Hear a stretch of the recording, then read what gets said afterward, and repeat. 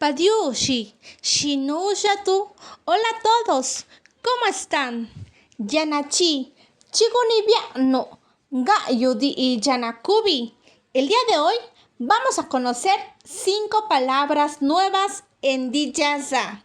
Chigusulunu, comencemos. Tobi, Biku, perro, Biku. Napa chupabiku. Tengo 2 perros. Napa chupabiku. Lía, pandabiku napu. ¿Y tú cuántos perros tienes? Te invito a responder con un número diferente utilizando esta frase. Chupa, 2.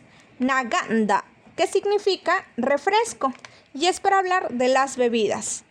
Nanashinagandaka, ese refresco está dulce o es dulce. Nanashinagandaka. Chona, bladu, plato. Naro babladuka, ese plato es grande. Naro babladuka. Tapa, mishtu, gato.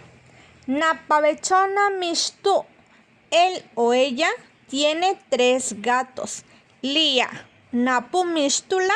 ¿Y tú tienes gatos? Gayu, 5. Lugia, mercado, Lugia. Para Ariana Lugia, ¿dónde queda el mercado? Para Ariana Lugia. Skishe pelatu, sakabikadi agatu, nevi y atukadi yadi. Gracias por ver y escuchar este video. La guieten a la achi, la guche chekadi y yadi. Recuerden compartir todas estas palabras y síganos en nuestras redes sociales. Nos encuentran como Diyanayeche, la palabra alegre, en Facebook, Instagram, TikTok y ahora en YouTube. Tikawicheka, hasta pronto. Guni Nelatu, Frida Romero, Kado Yakano.